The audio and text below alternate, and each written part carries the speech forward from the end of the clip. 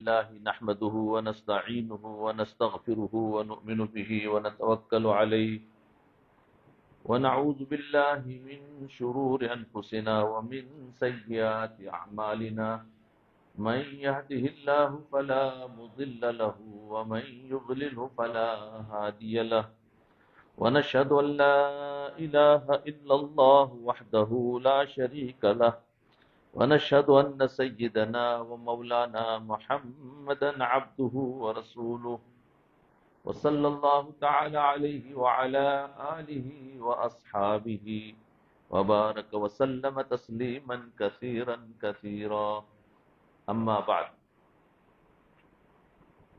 عن عبد الله بن مسعود رضي الله عنه أن رسول الله صلى الله عليه وسلم قال طلب کسب الحلال فریضۃ بعد الفریضہ او کما قال علیہ الصلوۃ والسلام۔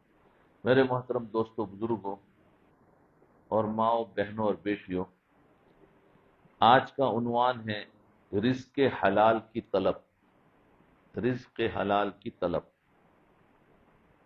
ایک دینی فریضہ ہے۔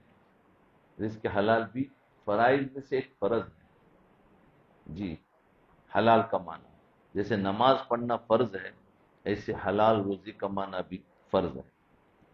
یہ حدیث پڑھی، اس کا ترجمہ حضرت عبداللہ بن مسعود رضی اللہ عنہ سے روایت ہے کہ حضور صلی اللہ علیہ وسلم نے ارشاد فرمایا کہ رزق حلال کو طلب کرنا دین کے اولین فرائض کے بعد دوسرے درجے کا فریضہ ہے۔ اگرچہ سند کے اعتبار سے محدثین نے اس حدیث کو ضعیف کہا ہے، لیکن علماء امت نے اس حدیث کو معنی کے اعتبار سے قبول کیا ہے، اور اس بات پر ساری امت کے علماء کا اتفاق ہے کہ معنی کے اعتبار سے یہ حدیث صحیح ہے۔ اس حدیث میں حضور نبی کریم صلی اللہ علیہ وسلم نے ایک عظیم اصول بیان فرمایا۔ وہ یہ کہ رزق حلال کو طلب کرنا دین کے اولین فرائض کے بعد دوسرے درجے کا فرض ہے۔ یعنی دین کے اولین فرائض تو وہ ہے جو ارکان اسلام کہلاتے ہیں اور جن کے بارے میں ہر مسلمان جانتا ہے، یعنی نماز، روزہ، زکوٰۃ اور حج، یہ ارکان اسلام کہلاتے ہیں، یہ اولین فرائض ہیں جن کے بارے میں ہر مسلمان جانتا ہے کہ یہ چیزیں دین میں فرض ہیں، مثلا نماز پڑھنا، زکوٰۃ ادا کرنا، روزہ رکھنا، حج کرنا وغیرہ، یہ سب دین کے اولین فرائض ہیں۔ حضور اقدس صلی اللہ علیہ وسلم فرماتے ہیں کہ ان دینی فرائض کے بعد دوسرے درجے کا فریضہ رزق حلال کو طلب کرنا اور رزق حلال کو حاصل کرنے کی کوشش کرنا ہے۔ یہ ایک مختصر سا ارشاد اور مختصر سی تعلیم ہے، لیکن اس حدیث میں بڑے عظیم علوم بیان فرمائے گئے۔ اگر آدمی اس حدیث میں غور کرے تو دین کی فہم عطا کرنے کے لیے اس میں بڑا سامان ہے۔ دین کی فہم عطا کرنے کے لیے بڑا سامان ہے۔ اس حدیث سے پہلی بات تو یہ معلوم ہوئی کہ ہم اور آپ رزق حلال کی طلب میں جو کچھ کارروائی کرتے ہیں، چاہے وہ تجارت ہو، چاہے وہ کاشتکاری ہو، چاہے وہ ملازمت ہو، چاہے وہ مزدوری ہو، یہ سب کام دین سے خارج نہیں بلکہ سب بھی دین کا حصہ ہے۔ ہم اس کو دنیا سمجھتے ہیں کہ بھائی رزق کمانا تو دنیا ہے، اس لیے بعضوں کے اندر ذرا جوش آتا ہے تو بولے کمائی نہیں کرنے مجھے، میں تو بیٹھ کر کھاؤں گا، کیونکہ اس کو دنیا سمجھتا ہے، دین کے لیے حارج بنتا کہ یہ میرے لیے رکاوٹ ہے دین کے لیے، نہیں تو وہ سمجھے۔ فرمایا چاہے وہ مزدوری ہو، یہ سب کام دین سے خارج نہیں ہے بلکہ سب بھی دین کا حصہ ہے، اور نہ صرف یہ کہ کام جائز اور مباح ہے بلکہ ان کو فریضہ قرار دیا گیا ہے۔ اور نماز روزہ کے فرائض کے بعد اس کو بھی دوسرے درجے کا فریضہ قرار دیا گیا ہے۔ لہذا اگر کوئی شخص ایک کام نہ کرے اور رزق حلال کی طلب نہ کرے بلکہ ہاتھ پر ہاتھ رکھ کر گھر میں بیٹھ جائے تو محض فریضے کے ترک کرنے کا گنہگار ہوگا، اس لیے کہ اس نے ایک فرض اور واجب کام کو چھوڑ رکھا ہے۔ کیونکہ شریعت کا مطالبہ یہ ہے کہ انسان سست ہو کر بیکار ہو کر نہ بیٹھ جائے، سست ہو کر بیکار ہو کر نہ بیٹھ جائے، اور کسی دوسرے کا دست نگر نہ بنے، یعنی دوسرے کا محتاج نہ بنے، اللہ تعالیٰ کے سوا دوسرے کے سامنے ہاتھ نہ پھیلائے۔ اور ان چیزوں سے بچنے کا راستہ حضور اقدس صلی اللہ علیہ وسلم نے ارشاد فرما دیا کہ آدمی اپنی وسعت اور کوشش کے مطابق رزق حلال طلب کرتا رہے تاکہ کسی دوسرے کے سامنے ہاتھ پھیلانے کی نوبت نہ آئے۔ کیونکہ جس طرح اللہ تعالیٰ نے اپنے حقوق ہمارے اوپر واجب فرمائے، اسی طرح کچھ حقوق ہمارے اوپر ہمارے نفس سے متعلق، ہماری ذات سے متعلق اور ہمارے گھر والوں سے متعلق بھی واجب ہے۔ اس کو بند کرو۔ اور رزق حلال کی طلب کے بغیر، رزق حلال کی طلب کے بغیر یہ حقوق ادا نہیں ہو سکتے، کیونکہ ہمارے نفس سے متعلق، ہماری ذات سے متعلق، ہمارے گھر والوں سے متعلق بھی ہم پر کچھ حقوق واجب ہیں، اور رزق حلال کی طلب کے بغیر یہ حقوق ادا نہیں ہو سکتے، کیونکہ روزی نہ ہو تو کیا حقوق ادا ہوں گے؟ اس لیے ان حقوق کی ادائیگی کے لیے ضروری ہے کہ آدمی رزق حلال طلب کرے۔ اس حقوق کی ادائیگی کے لیے ضروری ہے کہ آدمی رزق حلال طلب کرے۔ اس حدیث کے ذریعے اسلام نے رہبانیت کی جڑ کاٹ دی، اسلام نے رہبانیت کی جڑ کاٹ دی۔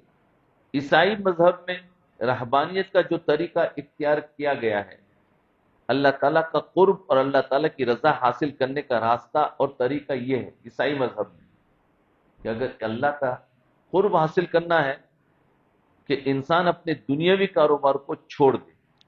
یہ عیسائی مذہب میں دنیاوی کاروبار کو چھوڑے اور اپنے نفس اور ذات کے مطالبوں کو ختم کرے، نفس کا جو مطالبہ ہے وہ بھی ختم کرے، اور جنگل میں جا کر بیٹھ جائے اور وہاں پر اللہ اللہ کیا کرے۔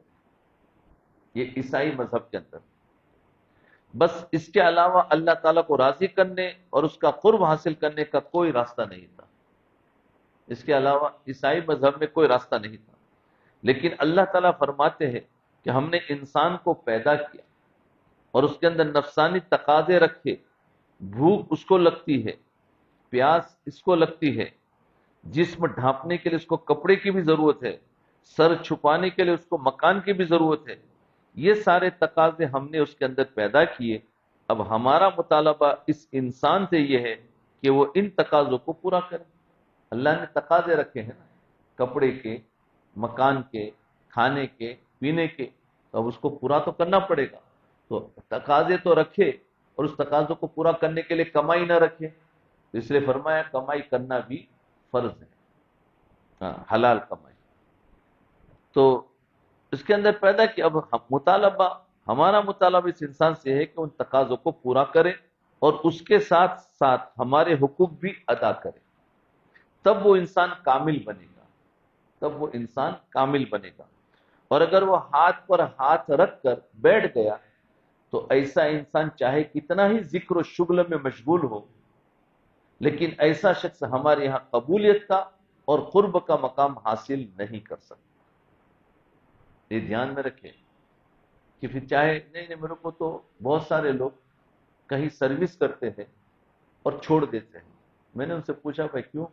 وہ کہ 3 دن کی اجازت نہیں دیتے جماعت میں جانے کی۔ میں نے کہا انا للہ و انا الیہ راجعون۔ 3 دن کی اجازت نہیں دیتے، کوئی بات نہیں، جب تیری چھٹی ہو اس وقت چلے جانا، لیکن حلال روزی تو چھوڑ دے گا اور جماعت میں جاتا رہے، پھر حلال روزی نہیں ملے گی تو مانگتا پھرے گا، اس سے زیادہ حرام کام میں مشغول ہو جائے گا۔ لوگوں کو پتہ ہی نہیں ہے، یہ نفسانی خواہشاتیں ہوتی ہے، اصل میں دین کو بہانہ بناتے۔ تو یہ ہے، اس لیے اس کی وجہ سے نہیں کہ میرے کو ملتا نہیں ہے، بلکہ کام کرنا چاہیے، نفس نہیں چاہتا ہے کام کرنا۔ ذکر و شغل میں بھی کمی آ جاتی ہے کہ نہیں میرے کو تو یہ چھوٹ جائے گا، وہ چھوٹ جائے گا، نہیں، حلال روزی کماؤ اور اس کے ساتھ ساتھ ذکر و شغل کو پورا کرو، جب جا کے کمال ہے۔ کیونکہ نفس کے پر حلال روزی کمانا تھوڑا بوجھ پڑتا ہے، اور مراقبہ کرنا، بیٹھ کر ذکر و اذکار کرنا مزہ آتا ہے، لیکن یہ بعد میں بھیک مانگنے والا بن جاتا ہے۔ لوگوں سے قرضہ لے گا، ادائی کے پاس کچھ ہے ہی نہیں، تو پھر یہ تو منع کر دیا کہ نہیں، ذکر و اذکار کا وقت نہیں ملے کوئی بات نہیں، حلال روزی کماؤ، یہ فرض ہے۔ تو اس کا دھیان رکھ کے بہت سو کو یہ جوش آ جاتا ہے اور پوچھتے کسی سے نہیں، خود بخود ہی اپنا سب کام کر لیتے ہیں۔ دیکھیے جتنے انبیاء علیہ الصلوۃ والسلام اس دنیا میں تشریف لائے، ہر ایک سے اللہ تعالیٰ نے کسب حلال کا کام ضرور کرایا۔ جتنے بھی انبیاء آئے حلال روزی کمائی، اور حلال رزق کے حصول کے لیے ہر نبی نے جد و جہد کی۔ کوئی نبی مزدوری کرتے تھے، کوئی نبی بڑھئی کا کام کرتے تھے، بڑھئی کا کام، کوئی نبی بکریاں چرایا کرتے تھے، کوئی لکڑی کا کام کر رہا ہے، کوئی بکریاں چرایا کرتے تھے۔ خود حضور صلی اللہ علیہ وسلم نے مکہ مکرمہ کے پہاڑوں پر اجرت پر بکریاں چرائی ہے۔ بعد میں فرمایا کرتے کہ مجھے یاد ہے کہ میں اجیاد کے پہاڑ پر لوگوں کی بکریاں چرایا کرتا تھا۔ بہرحال بکریاں آپ نے چرائی، مزدوری آپ نے کی، تجارت آپ نے کی۔ چنانچہ تجارت کے سلسلے میں آپ نے شام کے وہ سفر کیے جس میں آپ حضرت خدیجۃ الکبریٰ رضی اللہ عنہ کا سامان تجارت لے کر شام تشریف لے گئے، تجارت کی، ان کا سامان تجارت لے کر شام کے ملکوں میں گئے۔ اور زراعت آپ نے کی، مدینہ طیبہ سے کچھ فاصلے پر مقام جرف تھا، وہاں پر آپ نے زراعت کا کام کیا، یعنی کھیتی کا کام کیا۔ لہذا کسب حلال کے جتنے طریقے ہیں ان سب میں آپ صلی اللہ علیہ وسلم کا حصہ اور آپ کی سنت موجود ہے۔ اگر کوئی شخص ملازمت کر رہا ہے تو یہ نیت کر لے کہ میں حضور صلی اللہ علیہ وسلم کی سنت کی اتباع میں ملازمت کر رہا ہوں، تو یہ بھی سنت کا سبب۔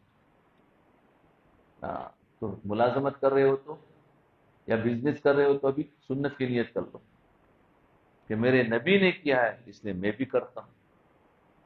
تو دیکھو ہمیں تو اس پر بھی عبادت کا سبب۔ اب جہاں پر ہم سروس کریں، 8 گھنٹہ سروس کریں گے، نیت خالی کر لی تو اس 8 گھنٹہ عبادت میں گنا جائے گا، جب تک کہ وہ وہاں پر کوئی خلاف شریعت کام نہ کرے، امانت داری کے ساتھ کام کرے تو وہ گنا عبادت ہے۔ جی، تو مدینہ طیبہ سے کچھ فاصلے پر آپ نے زراعت کی، لہذا کسب حلال کے جتنے طریقے ہیں ان سب میں آپ صلی اللہ علیہ وسلم کا حصہ اور آپ کی سنت موجود ہے۔ اگر کوئی شخص ملازمت کر رہا ہے تو یہ نیت کر لے کہ میں حضور صلی اللہ علیہ وسلم کی سنت کی اتباع میں ملازمت کر رہا ہوں۔ اگر کوئی شخص تجارت کر رہا ہے تو وہ یہ نیت کر لے کہ میں حضور صلی اللہ علیہ وسلم کی اتباع میں تجارت کر رہا ہوں۔ اور اگر کوئی زراعت کر رہا ہے تو وہ یہ نیت کر لے کہ میں نبی کریم صلی اللہ علیہ وسلم کی اتباع میں زراعت کر رہا ہوں۔ تو اس صورت میں سب کام دین کا حصہ بن جائیں گے، یہ سارا کام دین کا حصہ ہو جائے گا۔ اس حدیث میں ایک غلط فہمی دور کر دی ہے، اس حدیث میں ایک غلط فہمی دور کر دی ہے کہ دین اور چیز کا نام ہے اور دنیا کسی الگ چیز کا نام۔ یہ غلط فہمی ہو گئی کہ آج ہم نے دین الگ کر دیا اور دنیا الگ کر دی، یہ بہت بڑی غلطی ہے۔ دین الگ کر دیا، دنیا الگ کر دیا۔ حقیقت یہ ہے کہ اگر انسان غور سے دیکھے تو ایک مومن کی دنیا بھی دین ہے، جس کام کو دنیا کا کام سمجھ رہا ہے، یعنی رزق حاصل کرنے کی فکر، کوشش، یہ در حقیقت دین ہی کا حصہ ہے۔ مزدوری کرنا یہ بھی دین ہے، تجارت کرنا یہ بھی دین ہے، زراعت کھیتی باڑی کرنا یہ بھی دین ہے، یہ دنیا نہیں ہے۔ ہمارے اندر یہ غلط فہمی ہوگی کہ یہ دنیا ہے اور یہ دین ہے۔ تو یاد رکھیں، یہی درس روزانہ دیا جائے گا، کیا کیا چیزیں ہیں، سب دین ہے۔ یعنی رزق حاصل کرنے کی فکر اور کوشش یہ بھی در حقیقت دین ہی کا حصہ ہے، بشرطے کہ اس کو صحیح طریقے سے کرے اور نبی کریم صلی اللہ علیہ وسلم کی تعلیم کی اتباع میں کرے۔ بہرحال ایک بات تو اس سے معلوم ہوئی کہ رزق حلال کی طلب بھی دین کا حصہ ہے۔ اگر یہ بات ایک مرتبہ ذہن میں بیٹھ جائے تو پھر بے شمار گمراہیوں کا راستہ بند ہو جائے گا۔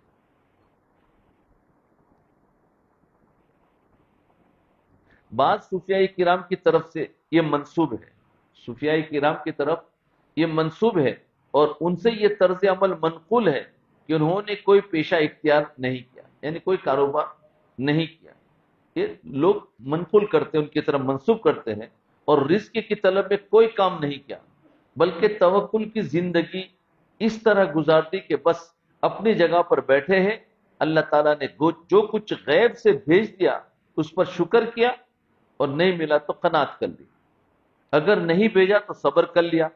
بعض صوفیاء کرام سے یہ طرز عمل منقول ہے، یہ کہہ رہے اس بارے میں سمجھ لے کہ صوفیاء کرام سے اس قسم کا جو طرز عمل منقول ہے وہ دو حال سے خالی نہیں، وہ دو حال سے خالی نہیں۔ یا تو وہ صوفیاء کرام ایسے تھے جن پر غلبہ حال کی کیفیت طاری ہوئی اور وہ استغراق کے عالم میں تھے اور اپنے عام ہوش و حواس کے عالم میں نہیں تھے۔ اگر کوئی ایسا کیا بھی ہے تو استغراق کی کیفیت ہوتی ہے، تو اس کو ہوش نہیں ہوتے کہاں ہوں، ایک گم ہوتے ہیں اللہ کی یاد میں، تو عام ہوش و حواس کے عالم میں نہیں تھے، اور جب انسان اپنے ہوش اور حواس میں نہ ہو تو حکام شریعت کا مکلف ہی نہیں ہوتا، پھر اس پر حکام شریعت ہی نہیں لگتے۔ اس وجہ سے اگر ان صوفیاء کرام نے طرز عمل اختیار کیا تو یہ ان کا اپنا مخصوص معاملہ تھا، یہ ہمارے لیے رہبری نہیں ہے۔ تمام امت کے لیے دو عام حکم، تمام امت کے لیے وہ عام حکم نہیں تھا، وہ عام حکم نہیں تھا۔ یا پھر ان صوفیاء کرام کا توکل اتنا زبردست اور کامل تھا کہ اس بات پر راضی تھے۔ ایک صوفیاء کرام کی وہ قسم ہے کہ جو استغراق کی کیفیت میں تھے تو وہ تو معذور ہے، اور ایک صوفیاء کرام وہ ہے کہ جن کا توکل اتنا زبردست اور کامل تھا کہ اس بات پر راضی تھے کہ اگر ہم پر مہینوں فاقے بھی گزرتا تو میں کوئی فکر نہیں، ہمیں کوئی فکر نہیں۔ تو یہ توکل کی اعلیٰ قسم میں تھے، ہم نہ تو کسی کے سامنے ہاتھ پھیلائیں گے نہ کسی کے سامنے شکوہ کریں گے، یہ صوفیاء بڑے مضبوط اعصاب کے مالک تھے۔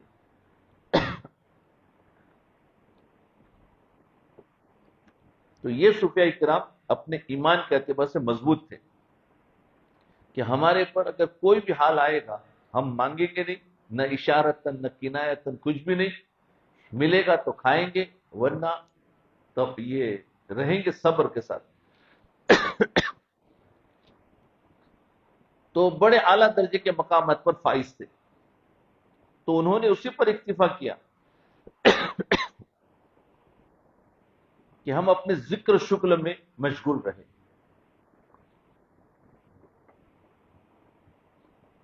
اس کے نتیجے میں ان اولیاء کرام، ان صوفیاء کرام جن کا توکل کامل تھا، اس کے نتیجے میں فاقے کی نوبت آتی ہے تو کوئی بات نہیں، ان کے ساتھ دوسروں کے حقوق وابستہ نہیں تھے، دوسری بات ان کے ساتھ دوسروں کے حقوق وابستہ نہیں تھے، نہ بیوی بچے تھے کہ ان کو کھانا کھلانا ہو، لہذا یہ ان صوفیاء کرام کے مخصوص حالات تھے، ان کا خاص طرز عمل تھا جو عام لوگوں کے لیے اور ہم جیسے کمزوروں کے لیے قابل تقلید نہیں ہے۔ بعض مرتبہ ہم کتابوں میں پڑھ لیتے ہیں ایسے بزرگوں کے قصے اور اسی کو پکڑ کر ہم لے لیتے ہیں کہ مجھے بھی ایسا ہی کرنا ہے، توکل کے قصے پڑھے اور ہم توکل کرنے بیٹھے لیکن توکل کر نہیں سکے۔ تو ہم چاہیے کہ جو چیزیں پڑھی ہیں اس کو سمجھے اللہ والوں سے کہ یہ کیسے ہو سکتا ہے۔ تو یہ بات سمجھا دی کہ دیکھو ایسے اگر اللہ والے جن کا توکل مضبوط ہے اور ان کے فاقے برداشت کر سکتے ہیں، پھر بھی ان کا عمل ہمارے لیے نمونہ نہیں ہے۔ کیوں؟ کہ ان کے اوپر دوسروں کے حقوق نہیں تھے، بیوی بچے نہیں ہیں، رشتہ دار نہیں ہیں، اکیلے ہیں اور اکیلے جو چاہے کریں۔ ہمارے لیے نبی کریم صلی اللہ علیہ وسلم نے سنت کا جو راستہ بتایا وہ یہ ہے، ان کا راستہ سنت نہیں ہے، وہ ان کا اپنا مخصوص عمل ہے، اگر کوئی کرے تو سنت کے خلاف ہے، سنت نہیں ہے۔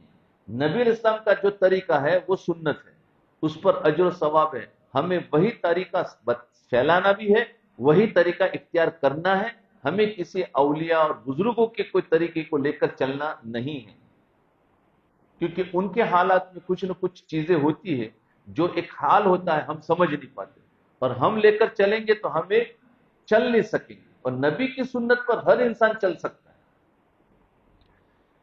تو فرمایا ہمارے نبی کریم صلی اللہ علیہ وسلم نے سنت کا جو راستہ بتایا وہ یہ ہے کہ رزق حلال کی طلب دوسرے دینی فرائض کے بعد دوسرا فریضہ ہے۔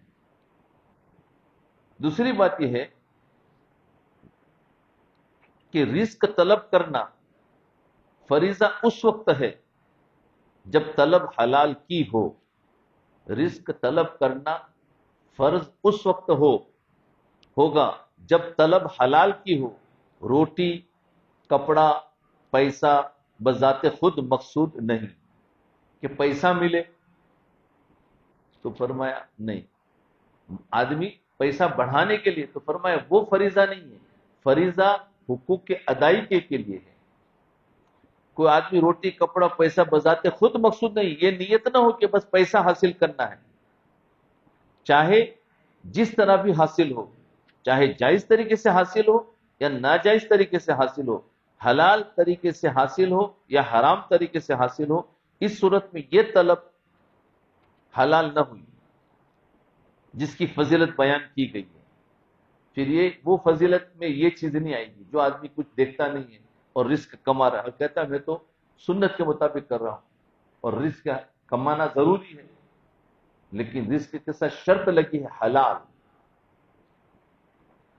ہم حلال بھول جاتے، بولے رزق کمانا ہے، رزق کماؤ چاہے جیسے بھی آئے، تو فرمایا اس کو پھر یہ فضیلت نہیں ملے گی۔ اور جس کو فریضہ قرار دیا گیا ہے، کیونکہ مومن کا یہ عمل اس وقت دین بنتا ہے جب وہ اسلامی تعلیمات کے مطابق اس کو حاصل کرے۔ اب اگر اس نے حلال اور حرام کی تمیز ہٹا دی، حلال اور حرام کی تمیز ہٹا دی اور جائز اور ناجائز کا سوال ذہن سے مٹا دیا، تو پھر ایک مسلمان میں اور کافر میں رزق حاصل کرنے کے اعتبار سے کوئی فرق نہ رہا، تو ہم دونوں برابر ہو گئے۔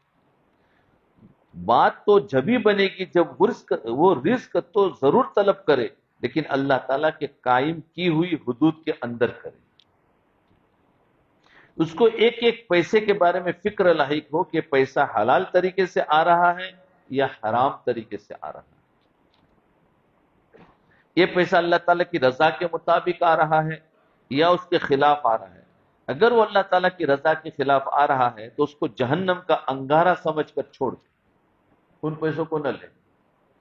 کتنی بڑی سی بڑی دولت ہو، لیکن اگر وہ حرام طریقے سے آ رہی ہے تو اس کو لات مار دے اور کسی قیمت پر بھی اس حرام کو اپنی زندگی کا حصہ بنانے پر راضی نہ ہو۔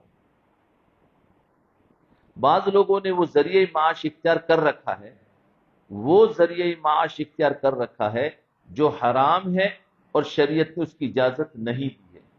کمانے والے تو بہت سارے ہیں، لیکن بعضوں نے اپنی کمائی کو شریعت نہیں دیکھا ہے، بس کمانا شروع کر دیا۔ مثلا سود کا ذریعہ معاش اختیار کیا ہوا ہے، سودی پیسہ لے کر کاروبار کر رہے ہیں، تو فرمایا یہ اختیار کیا ہوا ہے۔ اب اگر ان سے کہا جائے کہ یہ تو ناجائز اور حرام ہے، اس طریقے سے پیسے نہیں کمانے چاہیے، تو جواب یہ دیا جاتا ہے کہ ہم تو اپنی محنت کا کھا رہے ہیں۔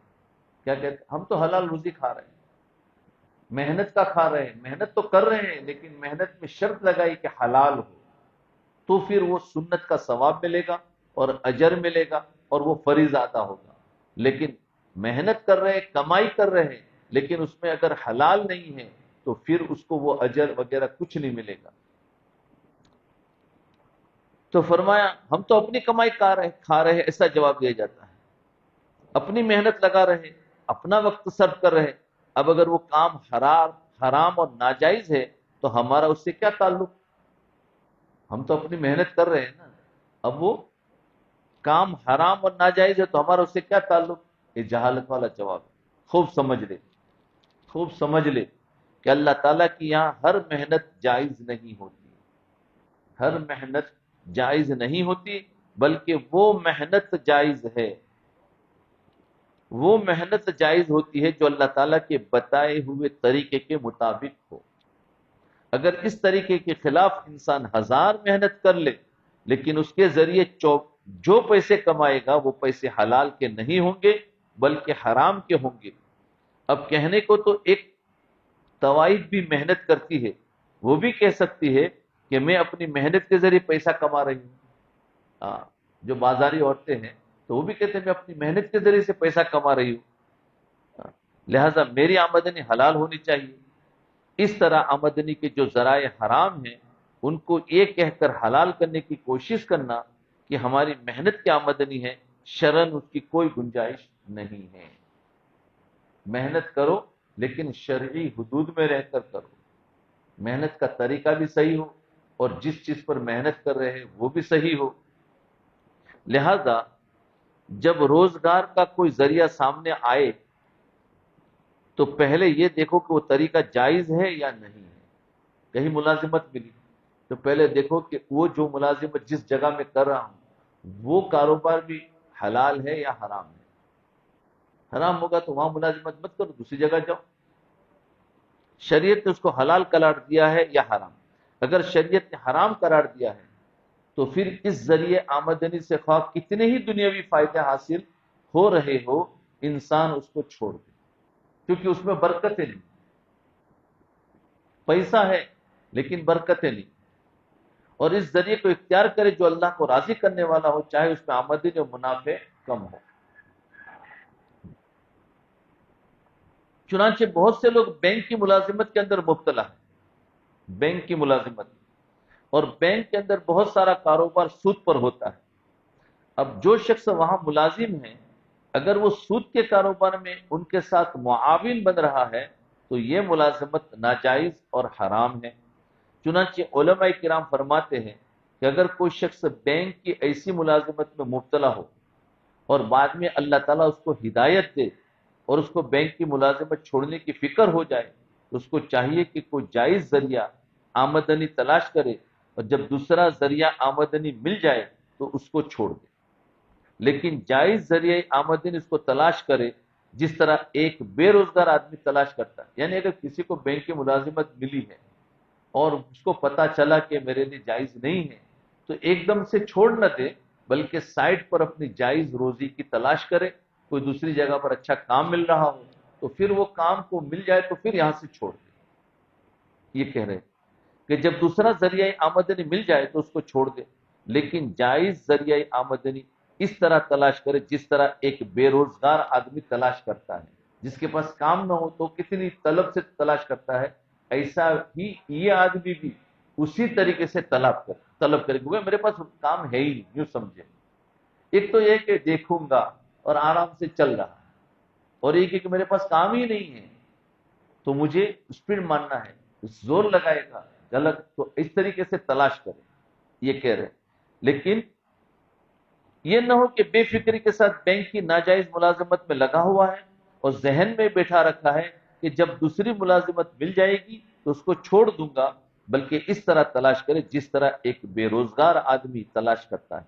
اور جب دوسری ملازمت مل جائے تو موجودہ ملازمت کو ترک کر دے، اس کو اختیار کر لے چاہے اس میں آمدنی کم ہو. حلال روزی میں برکت ہے. اللہ تعالیٰ نے حلال روزی کے اندر جو برکت رکھی ہے وہ حرام کے اندر نہیں رکھی.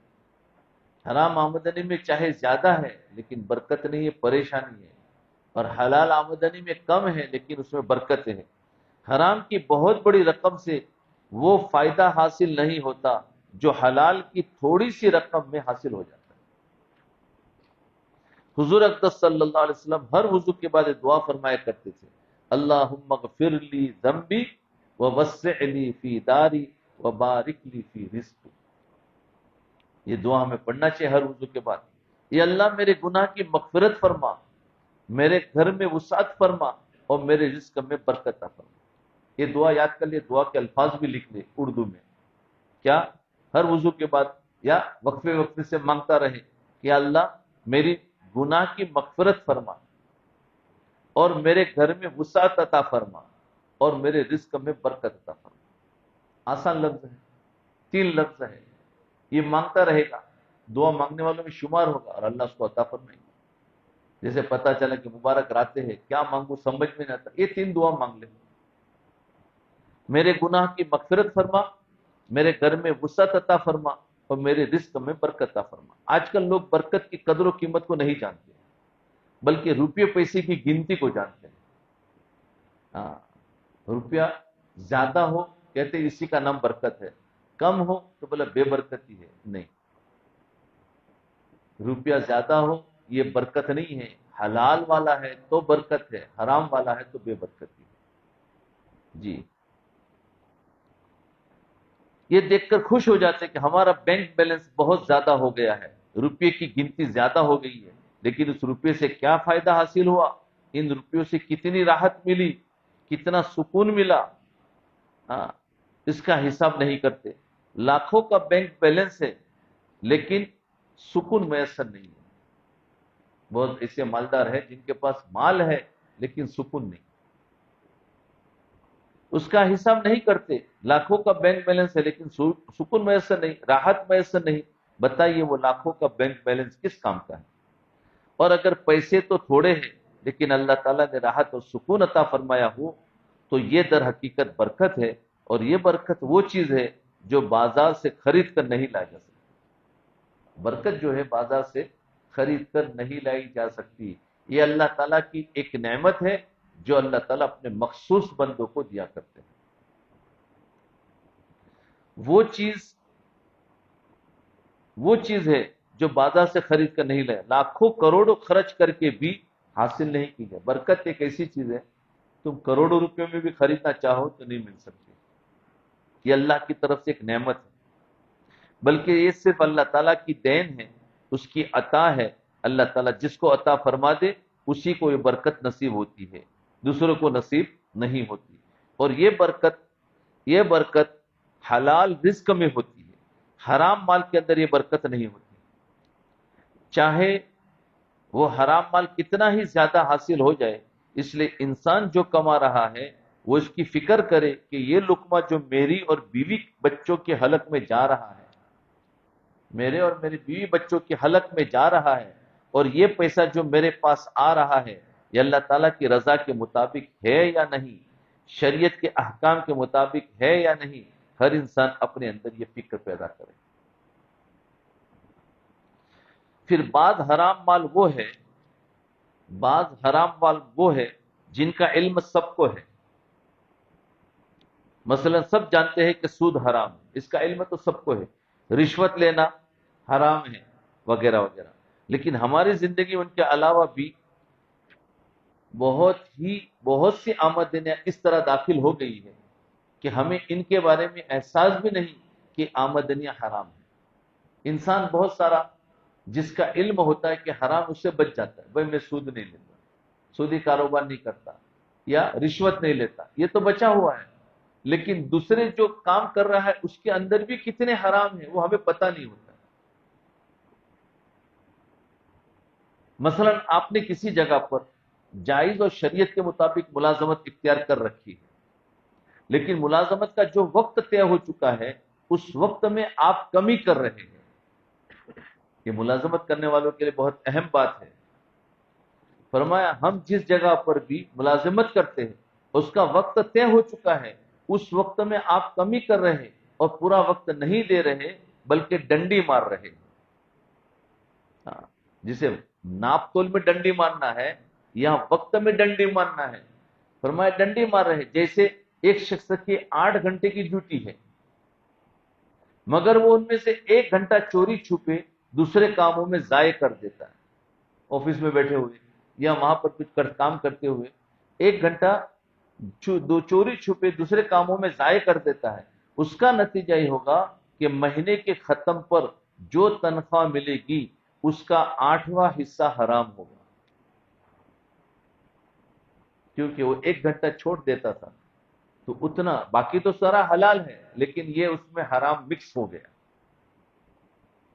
وہ 8واں حصہ رزق حلال نہ رہا بلکہ وہ رزق حرام ہو گیا، لیکن ہمیں اس کا احساس ہی نہیں کہ حرام مال ہمارے آمدنی میں شامل ہو رہا ہے. تو سود سے تو بچ جاتے ہیں، رشوت سے بچ جاتے ہیں، لیکن ایسے حرام کام ہم سے ہو جاتے ہیں ہمیں پتہ بھی نہیں. اس سے بچنے کی کوشش کریں. آپ لوگ سوچ رہے ہوں کہ اتنے باریک باریک مسائل ہیں تو ہم کیسے بچیں گے؟ نہیں دوستو، اللہ بچائے گا. کوشش کرے، اسلام اسی طریقے سے پھیلے گا. پہلے ہم صحیح راستے پر آ جائیں. آج ہم ہی ڈنڈے مارنے والے ہیں تو کیا دوسروں کو ہم اسلام دکھائیں گے؟ تھانہ بھون کے مدرسے کے اساتذہ کا تنخواہ کٹوانا. دیکھو تھانہ بھون ایک مدرسہ تھا حضرت تھانوی رحمۃ اللہ علیہ کا. وہ دیکھو حضرت حکیم الامت حضرت مولانا اشرف علی صاحب تھانوی رحمۃ اللہ علیہ کی خانقاہ میں جو مدرسہ تھا آج بھی ہے، اس مدرسے کے ہر استاد اور ہر ملازم کے پاس ایک روز نامچہ رکھا ہوا تھا، ایک کاغذ ہوتا تھا. مثلا ایک استاد ہے، اس کے 6 گھنٹے سبق پڑھانا ہے. اب سبق پڑھانے کے دوران اس کے پاس کوئی مہمان ملنے کے لیے آ گیا، سبق پڑھا رہا ہے اور کوئی مہمان ملنے کے لیے آ گیا، تو جس وقت مہمان آتا وہ استاد اس کے آنے کا وقت اس کاغذ پر لکھ دیتے تھے. اور پھر جب وہ مہمان رخصت ہو کر واپس جاتا تو اس کے جانے کا وقت بھی نوٹ کر لیتے تھے. دیکھو کیسی احتیاط کرنے والے تھے. آنے کا وقت لکھتے، جانے کا وقت لکھ لیتے. اب 5 منٹ 10 منٹ جتنی دیر میں بیٹھا، اور پھر جب وہ مہمان رخصت ہو کر واپس جاتا تو جانے کا وقت لکھ لیا. سارا مہینہ وہ اسی طرح کرتا. اور جب مہینے کے آخر میں تنخواہ ملنے کا وقت آتا تو استاد آفس میں دفتر میں ایک درخواست دیتا کہ اس ماہ کے دوران میرا اتنا وقت مہمانوں کے ساتھ صرف ہوا ہے، لہذا اتنی دیر کی تنخواہ میری تنخواہ میں سے کم کر لی جائے. دیکھو یہ ہے تقوی. خبر بھی کر دینا کہ مجھے کم کر لی جائے. اللہ اکبر. اب ایسے لوگ کہاں رہے؟ آج کوئی ادارہ ایسا بتا دو جس میں یہ کیا جا رہا ہو. اس پر آنا ہے ہمیں، یہ اسلام ہے. تو فرمایا صرف مہمان کے آنے کی حد تک نہیں، بلکہ مدرسہ کا وہ وقت کسی بھی ذاتی کام میں صرف ہوتا تو وقت نوٹ کر کے، مہمان نہیں بلکہ اپنے کام میں لگا دیتے. کچھ ضرورت سے کہیں جانا پڑا تو نوٹ کر لیتے تھے. وہ وقت نوٹ کر کے اس کی تنخواہ کٹواتا. وجہ اس کی یہ تھی کہ وقت بکا ہوا ہے، یعنی ہم نے 8 گھنٹے کے بدلے میں 6 گھنٹے کے بدلے میں جو ہمیں سیلری مل رہی وہ ہماری اس کے بدلے میں. اب یہ وقت ہمارا نہیں. جس ادارے میں آپ نے ملازمت کی ہے وہ وقت اس ادارے کی ملکیت بن گیا. اب اگر آپ نے اس وقت کے اندر کمی کی تو اتنے وقت کی تنخواہ آپ کے لیے حرام ہو گئی. آج ہم لوگوں کو اس طرف دھیان نہیں ہے. ہم لوگ تو صرف سود کھانے، رشوت لینے کو حرام سمجھتے ہیں، لیکن ان مختلف طریقوں سے ہماری آمدنیوں میں جو حرام کی آمیزش ہو رہی ہے اس کی طرف ہمارا ذہن نہیں جاتا.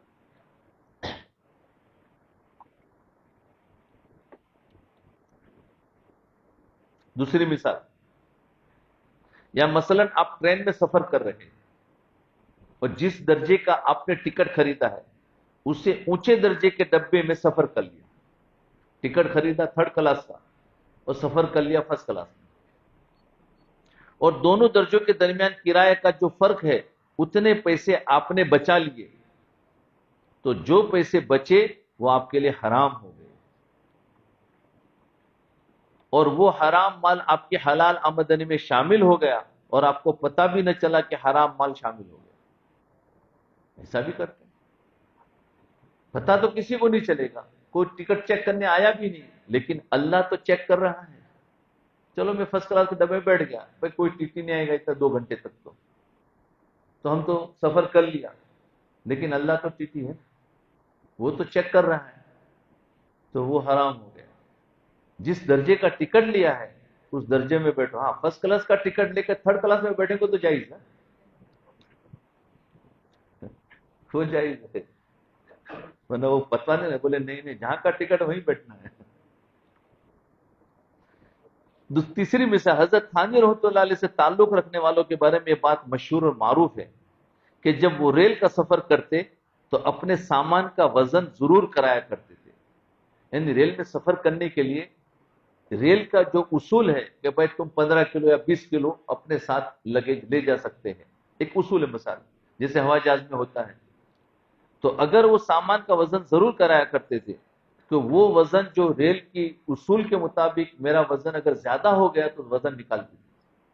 حالانکہ ریل میں تم زیادہ وزن بھی لے جاؤ تو کوئی چیک نہیں کرتا، لیکن ہمیں اگر اصول پر چلنا ہے تو اس کے اصول کو سمجھے کہ بھائی ریل میں کتنی اجازت ہے ایک آدمی کو، 20 کلو کی 30 کلو کی اتنا ہی لے جاؤ. اس سے زیادہ ہے تو کہہ دو کہ مجھے نہیں لے جانا. دیکھنے والا بھی کوئی نہیں ہے، چیک کرنے والا بھی کوئی نہیں ہے، پوچھنے والے بھی کوئی نہیں ہے، ہم کہیں گے جائز ہے، جائز نہیں ہوتا. تو سارا سامان، تو مسافر کو جتنا سامان لے جانے کی اجازت ہوتی ہے، اگر سامان اس وزن سے زیادہ ہوتا تو زائد سامان کا کرایہ ریلوے کو ادا کرتے اور پھر سفر شروع کرتے. یہ کارروائی کیے بغیر سفر کرنے کا ان کے یہاں تصور ہی نہیں تھا. ہاں. حضرت تھانوی رحمۃ اللہ علیہ کا ایک سفر، ایک مرتبہ خود حضرت تھانوی رحمۃ اللہ علیہ کے ساتھ ایک واقعہ پیش آیا. ایک مرتبہ سفر کرنے کے لیے اسٹیشن پہنچے اور سیدھے اس دفتر میں تشریف لے گئے جہاں سامان کا وزن کرایا جاتا تھا. وہاں اتفاق سے ریلوے کا گارڈ کھڑا ہوا تھا جو حضرت والا کو پہچانتا تھا. وہ پوچھنے لگا کہ حضرت کیسے تشریف لائے؟ حضرت نے فرمایا کہ میں اپنے سامان کا وزن کرانے آیا ہوں تاکہ اگر زیادہ ہو تو اس کا کرایہ ادا کر دوں. اس گارڈ نے کہا کہ حضرت آپ وزن کرانے کے چکر میں کیوں پڑ رہے ہیں؟ آپ سامان کو وزن کرائے بغیر سفر کر لیں. میں آپ کے ساتھ ہوں، میں اسی ٹرین میں چل رہا ہوں. سرکاری ملازم تھا. میں آپ کے ساتھ ہوں اور میں اس ٹرین کا گارڈ ہوں. آپ کو راستے میں کوئی بھی نہیں پکڑے گا. دیکھو کتنی ہمت دل ہے. ہم جیسے ہو تو ارے واہ کیا کام ہوگا، اللہ کی مدد آ گئی. ہذا من فضل ربی، اللہ کی مدد. تو کہنے لگے میں اس ٹرین میں ساتھ میں ہوں، آپ کو راستے میں کوئی نہیں پکڑے گا، اور اگر سامان زیادہ ہوا تو آپ سے کوئی شخص بھی جرمانے کا مطالبہ بھی نہیں کرے گا. حضرت نے اس گارڈ سے پوچھا کہ آپ کہاں تک میرے ساتھ جائیں گے؟ اس گارڈ نے جواب دیا کہ میں فلاں اسٹیشن تک جاؤں گا. حضرت والا نے پوچھا کہ اس کے بعد پھر کیا ہوگا؟ اس نے کہا کہ اس کے بعد جو گارڈ آئے گا میں اس سے کہہ دوں گا، کیونکہ حضرت کو تو اس سے بھی آگے جانا تھا اور یہ وہاں اترنے والا تھا. فرمایا اس کے بعد والے گارڈ کو میں خبر کر دوں گا کہ حضرت کا ذرا خیال رکھنا. تو اس گارڈ نے جواب دیا کہ میں فلاں جگہ اتر جاؤں گا، اس کے بعد پھر کیا ہوگا؟ اس نے کہا جو بعد والا گارڈ آئے گا میں اس سے کہہ دوں گا کہ ان سے سامان کا جو ذرا خیال رکھنا. حضرت والا نے پھر پوچھا کہ پھر وہ گارڈ کہاں تک جائے گا؟ گارڈ نے جواب دیا کہ وہ گارڈ تو جہاں تک آپ کی منزل ہے وہاں تک آپ کے ساتھ ہی سفر کرے گا، اس لیے آپ کو کوئی خطرہ نہیں ہے. حضرت والا نے فرمایا کہ مجھے اور بھی آگے جانا ہے، خالی یہاں تک نہیں جانا، مجھے تو اس سے بھی آگے جانا ہے. اس نے پوچھا کہ آگے کہاں جانا ہے، کیونکہ ٹرین تو وہاں ختم ہو جاتی ہے، کہ اس سے بھی آگے جانا ہے تو کدھر جانا ہے؟ اس نے پوچھا کہ آگے کہاں جانا؟ حضرت والا نے فرمایا مجھے تو اس منزل سے بھی آگے اللہ تبارک و تعالیٰ کے پاس جانا ہے. سبحان اللہ، کیا ان کی نظر تھی. کیا مجھے اللہ کے پاس جانا ہے، وہاں پر بھی گارڈ آئے گا. وہاں کون گارڈ میرے ساتھ جائے گا؟ جو مجھے اللہ تعالیٰ کے سامنے سوال جواب سے بچائے گا. اللہ. پھر حضرت والا نے فرمایا کہ یہ ٹرین تمہاری ملکیت نہیں ہے، یہ تم یہاں سروس کر رہے ہو، تمہاری ملکیت نہیں ہے، اس کے اوپر تمہارا اختیار نہیں ہے. تمہیں محکمے کی طرف سے، حکومت کی طرف سے اجازت نہیں ہے کہ تم کسی شخص کے زیادہ سامان کو کرائے کے بغیر چھوڑ دو، تمہیں اجازت نہیں. لہذا میں تمہاری وجہ سے دنیاوی پکڑ سے تو بچ جاؤں گا، لیکن اس وقت جو چند پیسے میں بچا لوں گا اور وہ چند پیسے میرے لیے حرام ہو جائیں گے. ان حرام پیسوں کے بارے میں جب اللہ تعالیٰ کے سامنے سوال ہوگا تو وہاں پر کون سا گارڈ مجھے بچائے گا اور کون جواب دہی کرے گا؟ یہ باتیں سن کر اس گارڈ کی آنکھیں کھل گئی. دیکھو اس کو دعوت دے دی نا اس بہانے سے، وہ بھی سمجھ گیا، اس کو بھی دین سمجھ میں آ گیا کہ ہو میں کتنی بڑی غلطی، تاکہ آئندہ بھی کسی کو ایسے ہیلپ نہ کرے. اور پھر حضرت والا سامان وزن کرا کر اس کے زائد پیسے ادا کر کے سفر پر روانہ ہو. اس کو کہتے ہیں تقویٰ. لہذا اگر کسی نے اس طرح ریل گاڑی میں یا ہوائی جہاز میں سفر کے دوران اجازت سے زیادہ سامان کے ساتھ سفر کر لیا، اجازت سے زیادہ سامان کے ساتھ سفر کر لیا، اس سامان کا وزن کرا کر اس کا کرایہ علیحدہ سے ادا نہیں کیا، تو اس کے نتیجے میں جو پیسے بچے وہ حرام بچے، اور یہ حرام پیسے ہمارے رزق حلال کے اندر شامل ہو گئے. اس کا نتیجہ یہ ہوا کہ ہمارا جو اچھا خاصا حلال پیسہ تھا اس میں حرام کی آمیزش ہو گئی. ایسا دیکھنے جاؤ تو ہم تو پھنس گئے، ہر ایک اندر اندر پھنس گیا ہے. اب جا کے اس میں سے نکلنے کی کوشش کریں. ہاں، اور اللہ ہمارے لیے آسان کریں گے. آج ہم لوگ جو بے برکتی کی وجہ سے پریشان ہیں، آج ہم لوگ جو بے برکتی کی وجہ سے پریشان ہیں، اور ہر شخص رونا رو رہا ہے. جو لکھ پتی ہے وہ بھی رو رہا ہے، جو کروڑ پتی ہے وہ بھی رو رہا ہے کہ صاحب خرچہ پورا نہیں ہوتا، مسائل حل نہیں ہوتے. در حقیقت یہ بے برکتی ہے. کروڑ پتی ہو کیوں خرچہ پورا نہیں ہوتا؟ بے برکتی ہے. اس لیے ہے کہ حلال حرام کی تمیز اس کی فکر اٹھ گئی ہے. بس چند مخصوص چیزوں کے بارے میں تو یہ ذہن میں بٹھا لیا ہے کہ یہ حرام ہے، ان سے تو کسی نہ کسی طریقے سے بچنے کی کوشش کرتے ہیں. جو حرام ہمیں پتا ہے ہم اس سے بچ رہے ہیں، لیکن جو حرام ہمیں پتا نہیں ہے اس میں تو ہم مبتلا ہیں.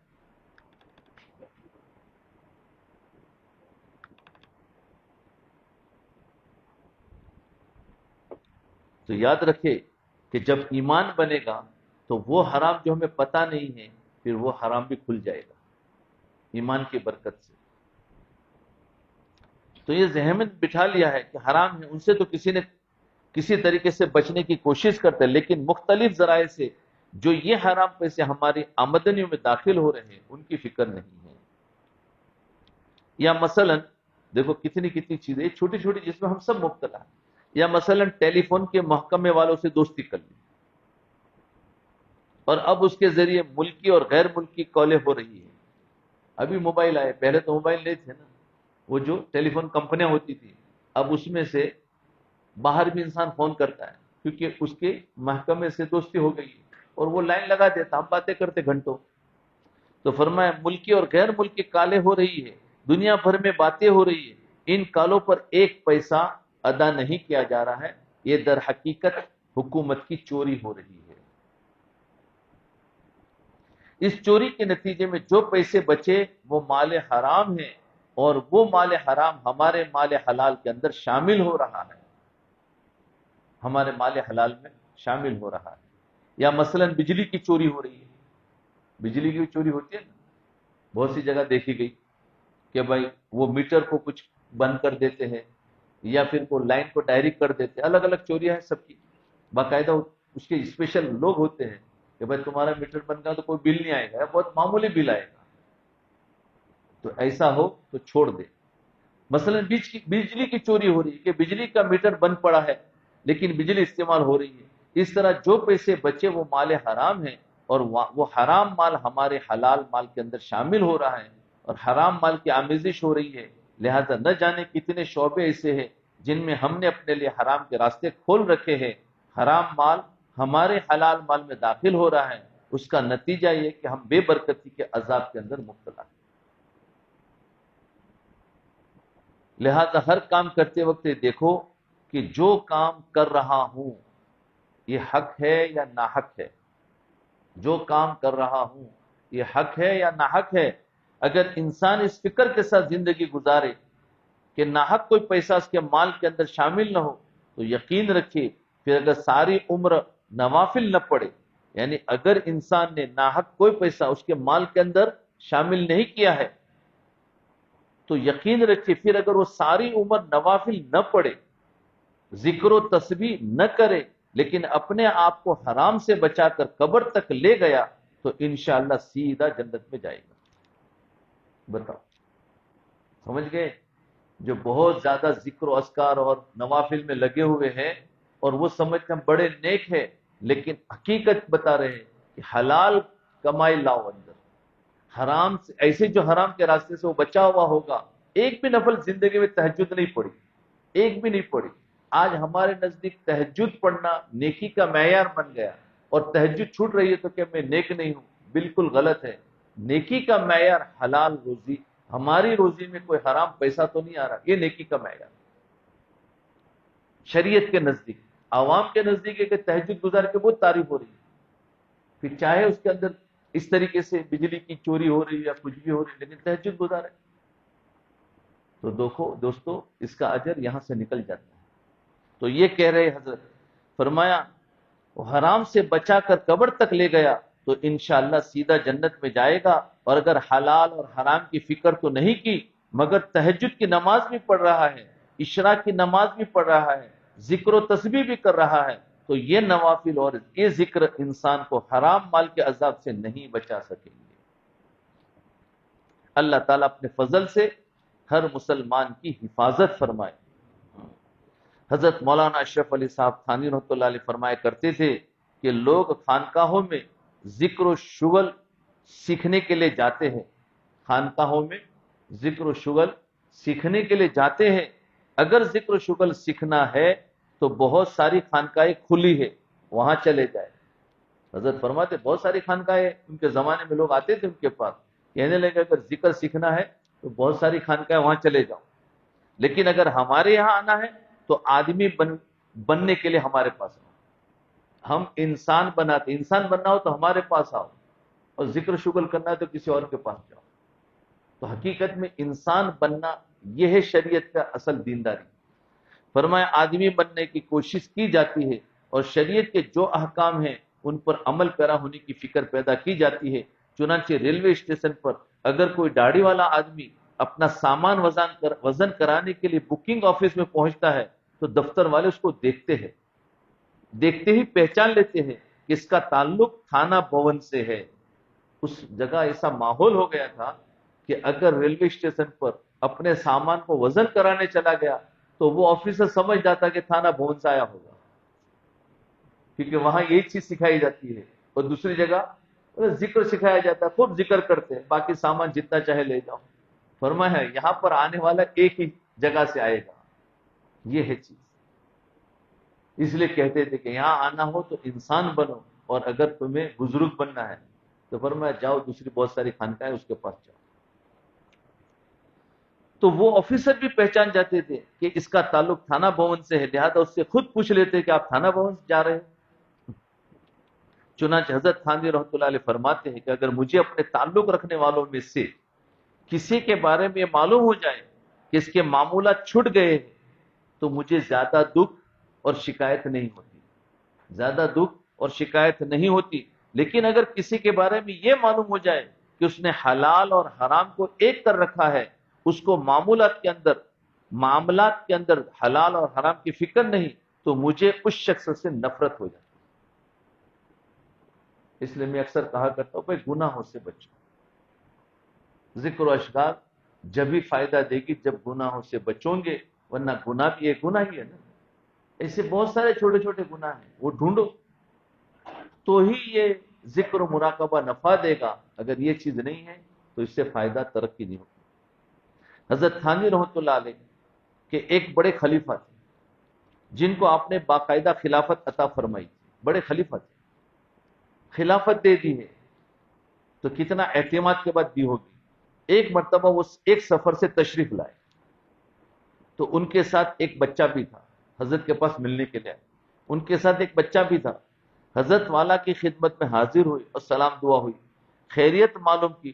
حضرت والا نے پوچھا کہ آپ کہاں سے تشریف لا رہے ہیں؟ انہوں نے جواب دیا کہ فلاں جگہ سے آ رہا ہوں۔ حضرت نے پوچھا کہ ریل گاڑی سے آ رہے ہیں؟ انہوں نے جواب دیا کہ جی ہاں۔ حضرت نے پوچھا کہ یہ بچہ جو تمہارے ساتھ ہے اس کا ٹکٹ پورا لیا تھا یا آدھا لیا تھا؟ دیکھو کیا کیا پوچھا جا رہا ہے کہ بچہ جو تمہارے ساتھ آیا ہے اس کا ٹکٹ پورا، یعنی آدھا ٹکٹ بھی ہوتا ہے اور ایک فل ٹکٹ ہوتا ہے، اس بچے کا کیا لیا تھا؟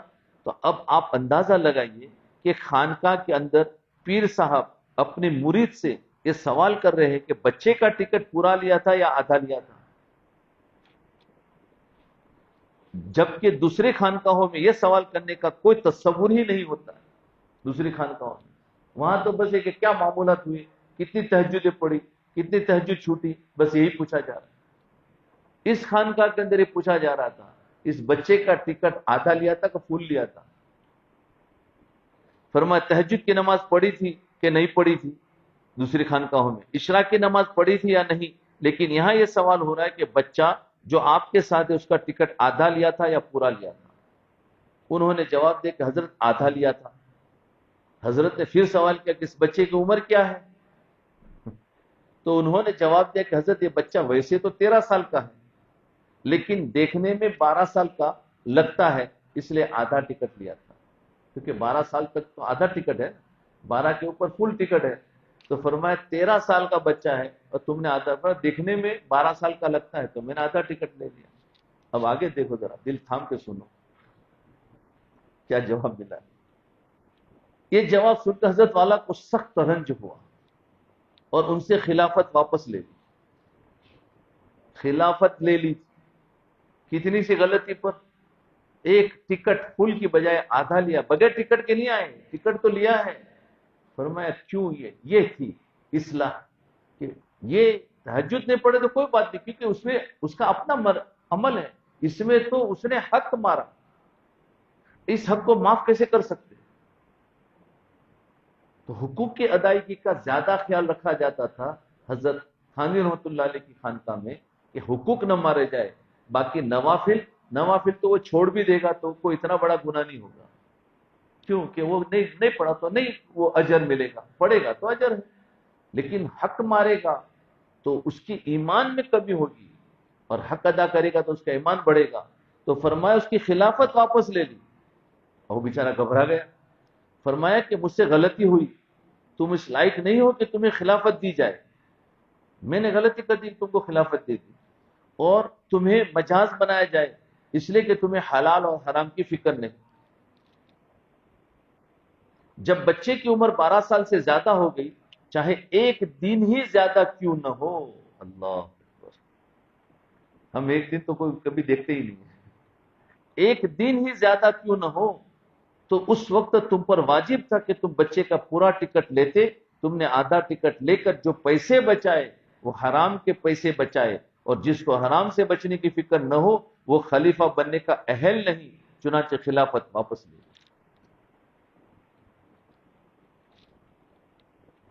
اور اگر کوئی شخص حضرت تھانوی رحمۃ اللہ علیہ سے آ کر کہتا ہے کہ حضرت معمولات ترک ہو گئے، یعنی معمولات چھوٹ گئے، حضرت تھانوی کے پاس آ کر کہتا، تو حضرت والا فرماتے معمولات ترک ہو گئے تو استغفار کرو، دوبارہ شروع کر دو اور ہمت سے کام لو. یہی چیز ہے، ہمت سے کام لو. اس بات کا دوبارہ عزم کرو کہ آئندہ ترک نہیں کریں گے. اور معمولات ترک کرنے کی بنا پر کبھی خلافت واپس نہیں لی، لیکن حلال اور حرام کی فکر نہ کرنے پر خلافت واپس لے لی. اس لیے کہ جب حلال اور حرام کی فکر نہ ہو تو وہ انسان نہیں. اس لیے حضور صلی اللہ علیہ وسلم نے فرمایا طلب الحلال فریضۃ بعد الفریضہ، حلال کی طرف دوسرے فرائض کے بعد ایک فریضہ ہے. بس اللہ تعالی ہمیں حلال روزی کمانے کی توفیق عطا فرمائے اور ہماری زندگیوں میں اس چیز کو سوچے. یہ تو اشارے بتائے اس زمانے، آج اس وقت ہمارے زمانے میں بہت کچھ ہو رہا ہے، ہم اس پر دھیان دیں اور ایسی چیزوں سے نکلے.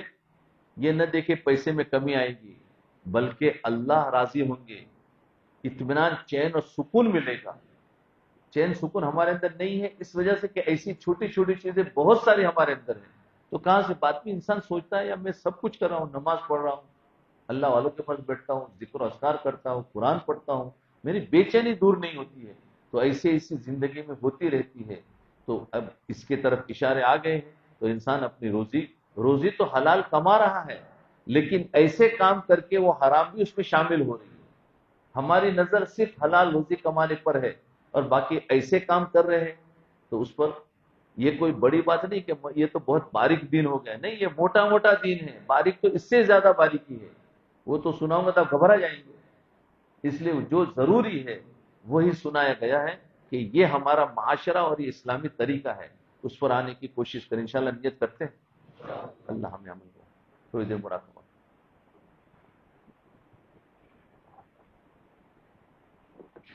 آنکھوں کو بند کر لے، گردن کو جھکا لے.